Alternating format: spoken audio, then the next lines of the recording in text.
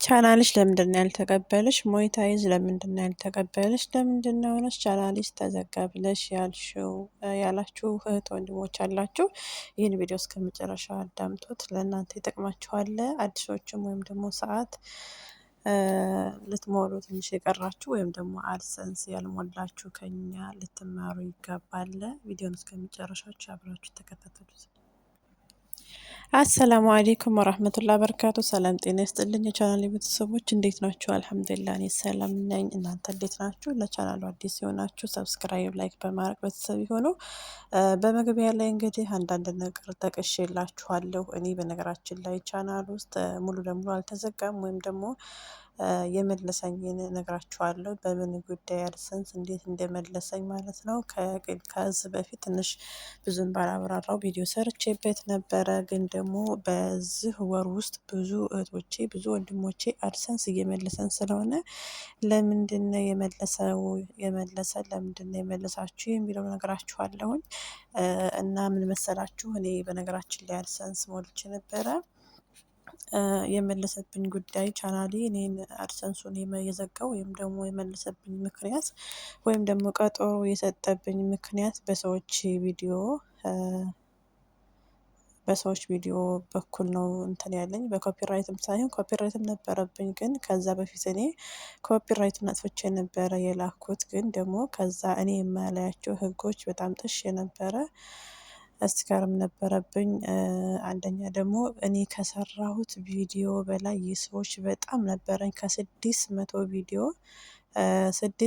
ቪዲዮ ነበር ያለኝ፣ እንደውም ከዛ በላይ ማለት ነው። ከዛ በላይ ቪዲዮ ነበር ያለኝ። ግን በሚያሳዝን ሁኔታ ያሁላ ቪዲዮ የኔ አልነበረም።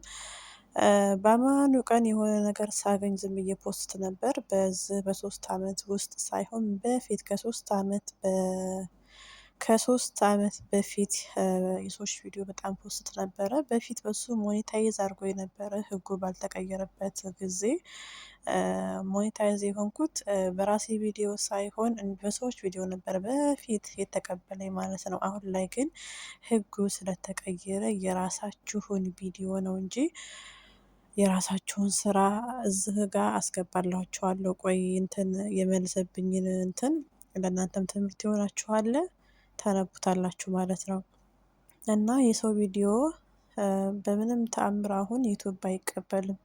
የራሳችን ድምጽ፣ የራሳችን ቪዲዮ፣ የራሳችን ስራ ነው የሚፈልገው። ሁሉንም ነገር ጉግል አድርጎ ነው እንትን አጣርቶ ነው አድሰንስ የሚቀበለው ማለት ነው። ዝም ብሎ አይደለም።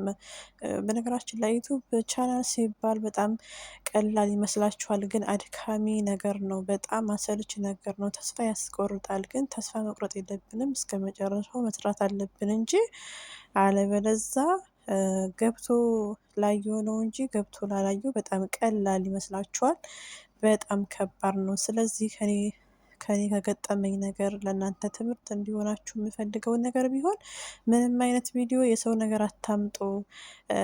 እንትን እንደዚህ በጎንና ለጎን ራሱ ቪዲዮ ስንሰራ የኛ ድምጽ ከሌለበት የኛ አስተያየት ከሌለበት ተቀባይነት አይኖረውም ነው ያለው ዩቲዩብ ራሱ ማለት ነው። ጉግል ላይ ብታስተረጉሙ እናንተ የሆነ ቪዲዮ እያያችሁ በሱ ላይ አስተያየት ካልሰጣችሁ አይሆንም፣ በፍጹም አይሆንም። ይመልሰዋል ማለት ነው። እንደው ፈጣሪ ብሎት እንደው ከተቀበላችሁ ነው እንጂ ወይም ደግሞ የሆነ ነገር እንደው እንደ ሪያክሽን ብሎ ካስበው ነው እንጂ እኛ ሪያክሽን ብሎ ያስበዋል ብለን ነው የምንሰራው። ግን ደግሞ እንደዛ ሪያክሽን አድርገን ሰርተን ትንሽ አስተያየት መስጠት አለበት። የሆነ የኛ ነገር በቃ መኖር አለበት ማለት ነው። ከጽሁፍም ከታምኔልም ከድምፅም ከቪዲዮም ማለት ነው።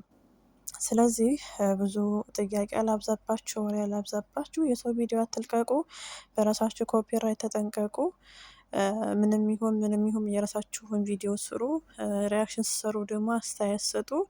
ያን ካሟላችሁ በፍጹም አድሰንስ አይመልሳችሁም፣ ይቀበላችኋል ማለት ነው። ያው በዚህ ህጉ ጠበቅ ስላለ ነው። ስለዚህ በቃ ሁሉንም ነገር ቸክ እያደረገ ነው። ሀታ ሊንክ በየቦታው ስንልክ እንደማምር ስንል በቃ በየቦታው በየጉሩቡ ሼር ሲደረግ ምናምን ነገር ያን ሁሉ ከልክሏል። በራሳችን እንድንጥር ነው የሚፈልገው እና ስለዚህ አመሰግናለሁ ሁላችሁም። እዚህ ጋ አስቀምጥላችኋል በምን አይነት መልኩ እኔን እንደመለሰኝ አንብባችሁ መረዳት ትችላላችሁ።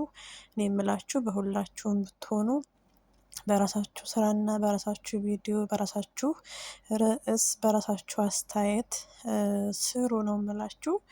እንግዲህ አንድ ቀን ቪው ከሌለ እይታ ከሌለ የሚለው ነው የሚያስጨንቀው። እንግዲህ አንድ ቀን ደግሞ ሁላችንም ልናድግ እንችላለን። አትጨነቁ። ማናየው ማናላየው የሚለውን አትጨነቁ። አንድ ቀን ልታድጉ ትችላላችሁ።